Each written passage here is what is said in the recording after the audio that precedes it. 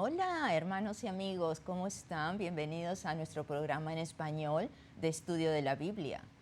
Mi nombre es Victoria Balceda y junto con mi esposo pastoreamos el ministerio de Glimmer of Light, que significa destello de luz. Es nuestra oración que este programa traiga luz a tu vida y a tu familia, la luz y la verdad del Evangelio, en el nombre de Jesús. Amén. El día de hoy tenemos un tema muy interesante, creo yo, que es para mucha gente. ¿Qué significa ser cristiano? La semana pasada estuvimos viendo sobre el Espíritu Santo y cómo se mueve en el cristiano, que quiere decir aquel que es creyente, aquel que ha recibido a Jesucristo como Señor y Salvador.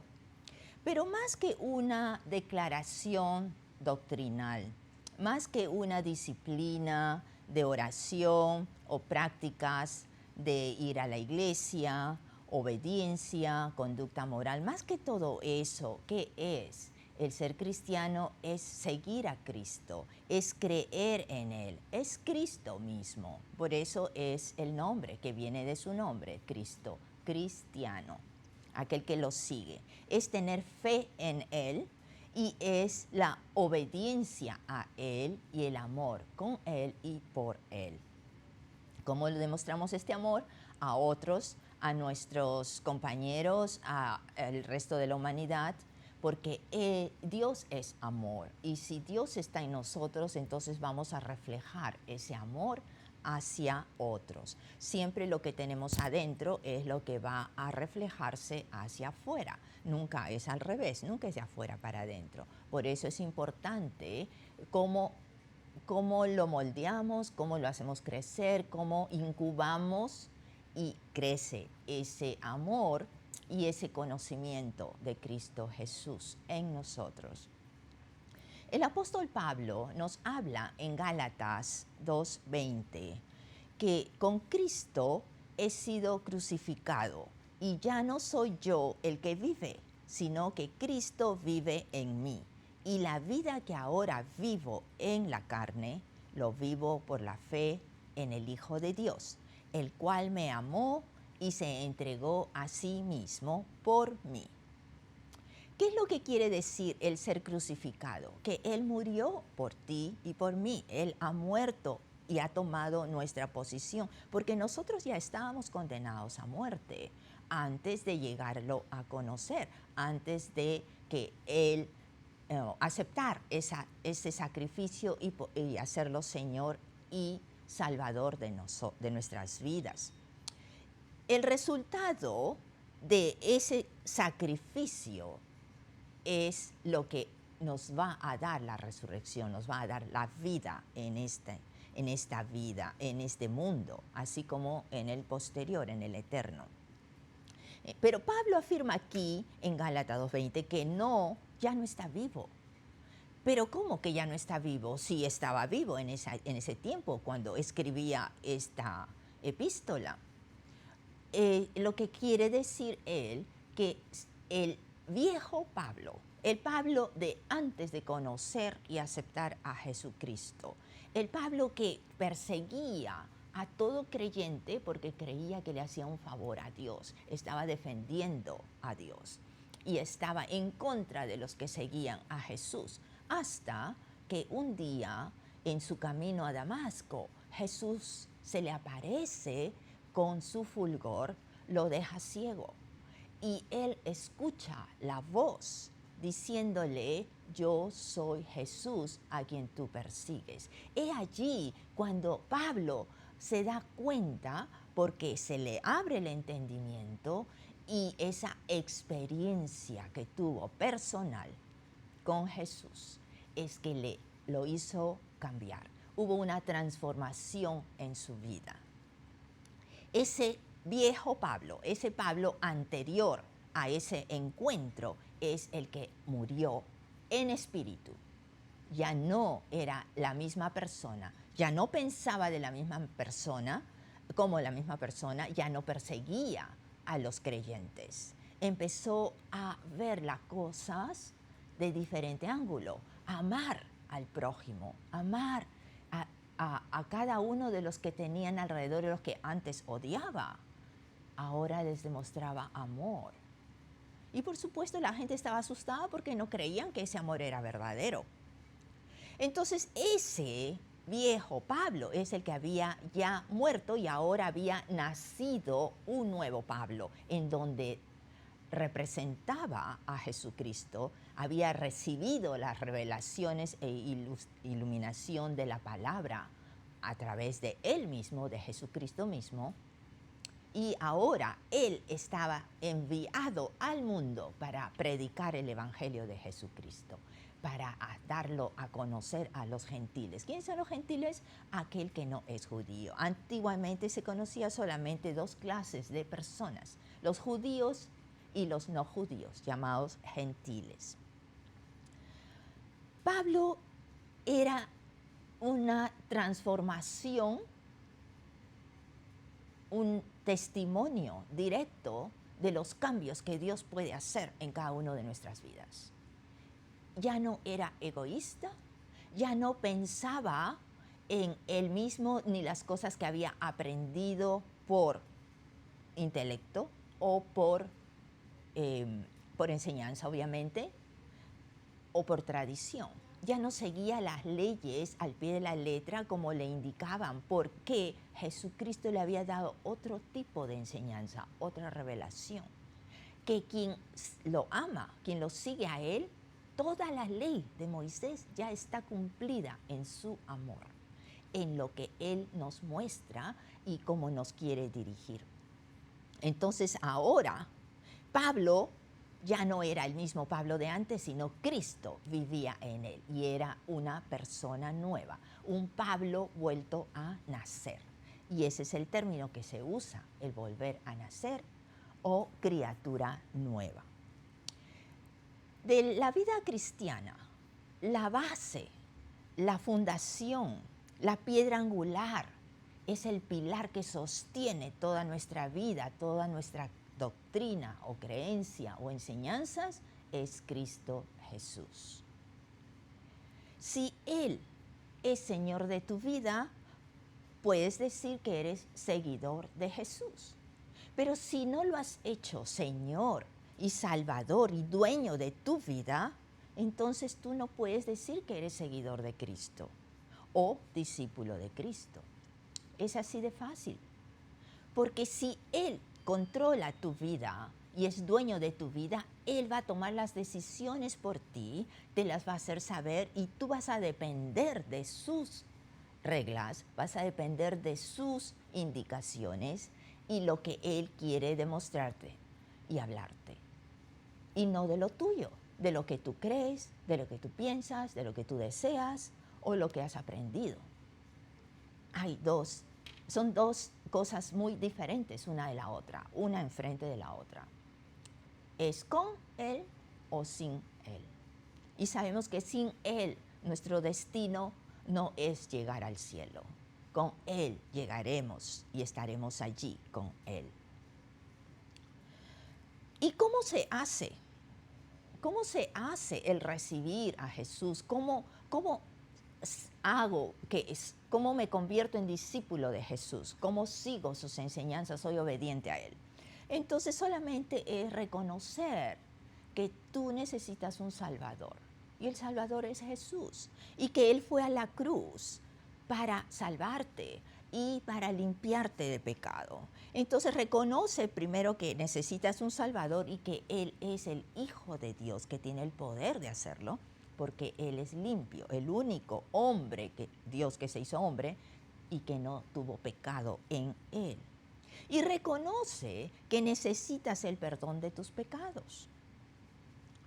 Todo esto debemos pedirlo a Dios y arrepentirnos de esas ofensas, de la manera que hemos vivido anteriormente, de que nunca lo hemos reconocido, nunca le hemos ofrecido nuestra vida para que Él nos perdone, nunca le hemos entregado nuestro servicio, que nos use para su conveniencia, para su servicio, y que ahora Él pueda cambiar nuestros corazones y nuestras vidas.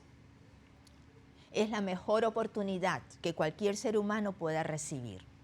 Un regalo de Dios, el participar en su reino.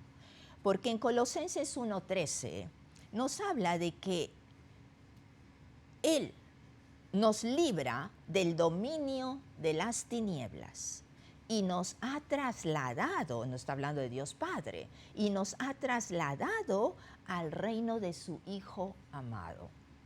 Porque estábamos en tinieblas, estábamos en oscuridad, mientras estamos en este mundo sin conocerlo, viviendo la vida que queremos vivir, alejados de Dios. Pero una vez que lo conocemos, nos envuelve con su amor y nos trae a su reino. Es Dios Padre que nos traslada a ese reino, al reino de Jesucristo. Él está, por supuesto, en el cielo, a la diestra del Padre.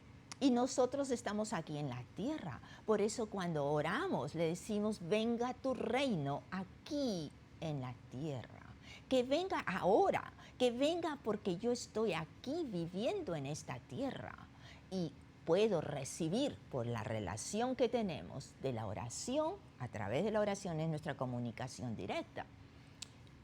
A través de esa relación es que Él puede hacer que su reino celestial venga a esta tierra, a este mundo terrenal, para tu bien, para tu beneficio, porque así lo estás pidiendo con tu corazón, con honestidad, con un corazón entregado, que quiere que se manifieste Él aquí en tu vida. Solo eso, la situación y la posición de tu corazón ante Dios es lo que va a determinar que Dios actúe, que se reciba su poder y su manifestación en lo que tú estás pidiendo. Tus oraciones, la oración del justo, nos dice la palabra, son efectivas. Quiere decir que Dios las escucha. Dios se va a mover a tu bien, te va a dar la revelación y te va a mostrar la luz a que debes seguir en ese camino para que sea su gloria. Una vez que entramos a su reino, entonces, aceptando a Cristo, Dios te quiere dar esa experiencia personal que te estaba contando, que a través de la oración es que la vivimos. Y la primera cosa que tenemos que pensar y mantener siempre en nuestra mente y corazón es que Dios quiere ser el número uno en tu vida, para todo, para tus decisiones, para tus oraciones, para cuando abres tu boca a hacer algún saludo, para cuando estás preparando algún discurso, alguna clase o algo. Él quiere ser el número uno. Entrégale, preséntale lo que tienes en tus manos, lo que tienes en tu día adelante. Entrégaselo a Él para su gloria. Glorifícate, Señor, en este día, con lo que vaya a hacer, a dónde vaya a ir, lo que vaya a hablar, quien me vaya a ver, lo que pueda compartir, que seas tú siempre glorificado, Padre. Es glorioso sentir su presencia y su manifestación día a día. Sométete a las reglas de Dios entonces, y así tendremos una relación perfecta con el Padre. Primera de Corintios 2:14 nos habla de que el que no es espiritual no acepta las cosas que son del Espíritu de Dios, porque para él son tonterías o son locura. Y tampoco las puede entender, porque son cosas que tienen que juzgarse espiritualmente. Entonces, nos pone, lo espiritual se discierne con el espíritu. Lo carnal o de la carne, del mundo, se discierne con la carne o con tu intelecto. Porque las cosas espirituales no se ven, se viven.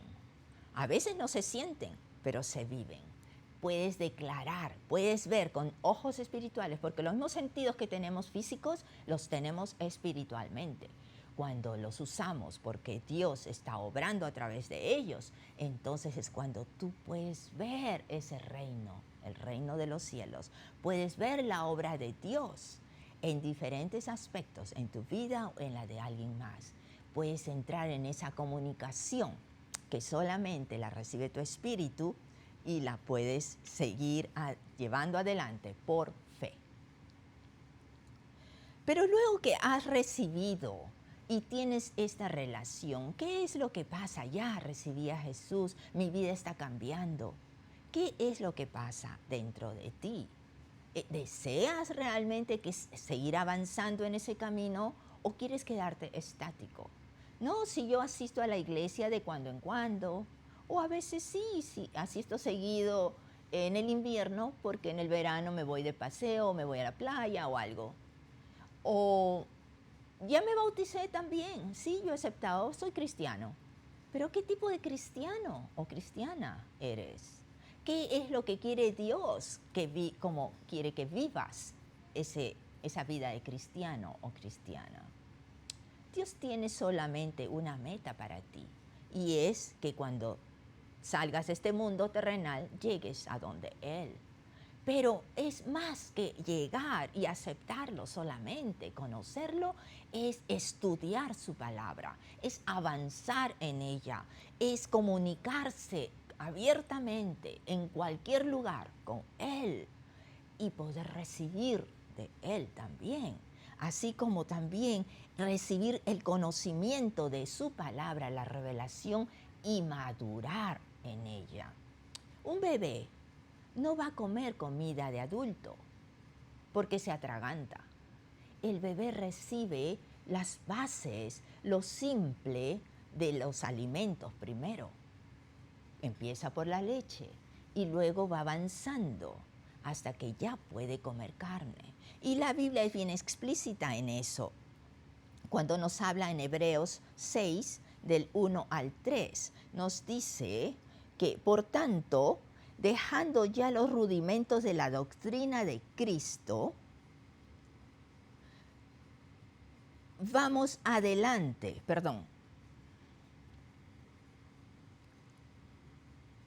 vamos adelante a la perfección, no echando otra vez el fundamento del arrepentimiento de obras muertas de la fe en Cristo.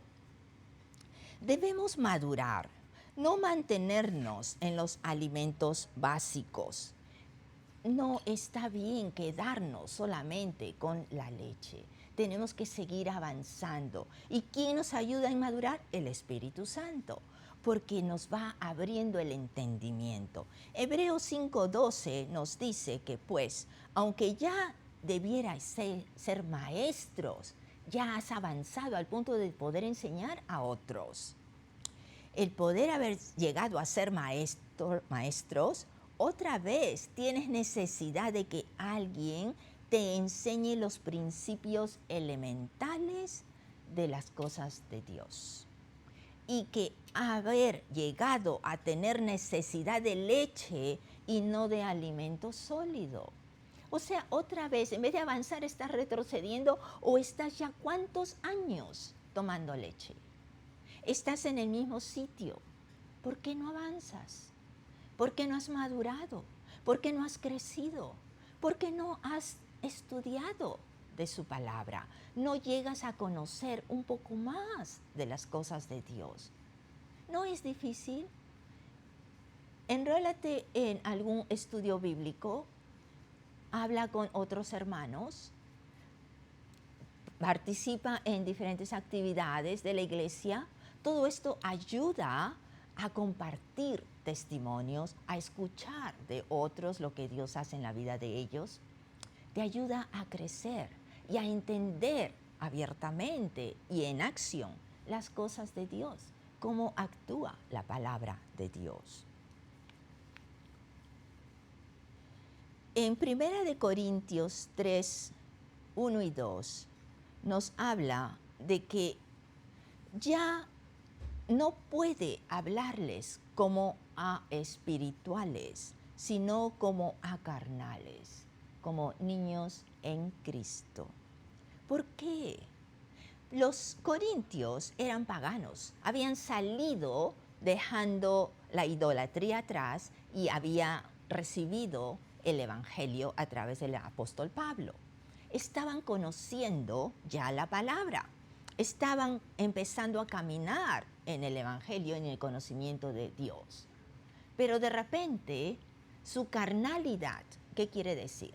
Su interés en las cosas del mundo, no las cosas de Dios, en las cosas que hacían antes, en los deseos de la carne, los deseos de su propio corazón y no los intereses de Dios. Esa es la carnalidad. Entonces ahora sus ojos ya no estaban enfocados en Cristo Jesús, sino nuevamente en la comunidad de las cosas que hacían del mundo. Yo te pregunto, si tú has recibido a Jesús y quieres caminar en sus pasos, quieres recibir la bendición de Dios en tu vida y para la de tu familia, fíjate qué camino es el que estás siguiendo, hacia dónde te estás dirigiendo, qué influencia recibes, a quién escuchas, porque lo que escuchamos nos va a formar nuestra mente y lo que creemos, nos va a influenciar en nuestro corazón, porque en el corazón se acumula todo lo que creemos y de allí es de donde habla la boca, nos dice la Escritura, así como hacemos las cosas, porque en eso creemos. Por eso es tan importante, y Dios nos habla en su palabra, que es muy importante aprender lo que Él nos muestra y seguir en su obediencia. ¿Y cuál es la obediencia? Mantén tu mente en Él, tu enfoque de tus ojos en Él, porque si te distraes, el enemigo va a ser presa de ti. Estábamos hablando con alguien no hace mucho sobre la gente que se jubila. Muchos de los que se jubilan no tienen una actividad en donde se distraigan. Y esto es importante, hermano o hermana, que tengas tu mente ocupada siempre, porque el enemigo va a ponerte ideas que te van a traer hacia abajo. Te vas a sentir solo, va a traer a la depresión. Te van a empezar las enfermedades porque dice, hoy sí, ya tengo tal edad, es común que tenga esta enfermedad. No, Dios no quiere eso para ti ni para mí. Dios nos ha dado su palabra y su palabra es medicina a nuestro cuerpo, nos dice, y es fortaleza para nuestro espíritu. Quiere decir que tu espíritu es el que va a sostener tu carne, tu cuerpo. Levántate confiando en que Jesús fue a la cruz y en esa cruz ha dejado clavada todas las enfermedades, todas las dolencias, todo mal que te vaya a aquejar. Y es mentira del enemigo que te está atacando para sacarte del plan de Dios. Declaremos que es la palabra de Dios que va a ser efectiva en tu vida, que va a tener ese mover de tu espíritu, dándote el conocimiento y la fortaleza, la energía, la valentía y manteniéndote siempre en su camino de luz. Aprende lo que nos dice la palabra. Conoce lo que quiere Dios para tu vida.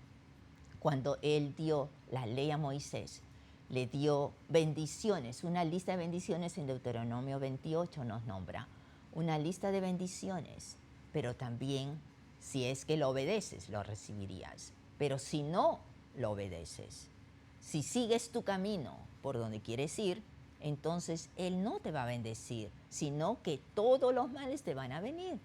Tiene una lista de maldiciones. Si hoy en día Jesús en su cuerpo ha recibido todos esos castigos, todas esas enfermedades y todo el castigo de la ira de Dios que ha debido ir para aquellos que no lo conocen, para el enemigo que fue o que es el que siempre tienta a cada uno de desviarnos, para desviarnos del camino de Dios. Pues confiemos en que Dios tiene un camino recto, un camino de luz, que no es fácil de seguir porque tienes que mantenerte en un hábito. Si es que no lo tienes ya, procura que sea un hábito para ti. Orar cada mañana, presentarle tu día a Dios y estudiar la palabra. Léela, pero también estúdiala. Estudiarla quiere decir profundamente. Métete a los conceptos de lo que quiere decir ese verso que estás leyendo, Pídele al Espíritu Santo que te lo revele, que te lo muestre, y así va a ser bendición y luz para tu día. Nos dice la palabra que cada día recibimos una nueva bendición, fresca. Por eso es importante que empecemos el día con alabanza a Él y agradecimiento. Agradecimiento de que ya hemos descansado en la noche y que tenemos algo nuevo y fresco viniendo por el resto del día. Esta relación es personal con Jesús y la base de tu conocimiento también es personal. Pero también Él quiere que lo practiques en la comunidad. Hebreos 10:25, y ya los dejo con esto, que nos dice, no dejando de congregarnos, como algunos tienen por costumbre, sino exhortándonos unos a otros, y mucho más al ver que el día se acerca. ¿Qué día? ¿De qué día está hablando? Del día donde nos estamos acercando, hacia el final de la era. El día en que Él ha de venir por su iglesia, el día en que Él ha de venir a juzgar al mundo, la tribulación. Estemos preparados para ese día y no dejemos de congregarnos. Muchas gracias, hermanos, por su atención. Dios los bendiga. Hasta la próxima.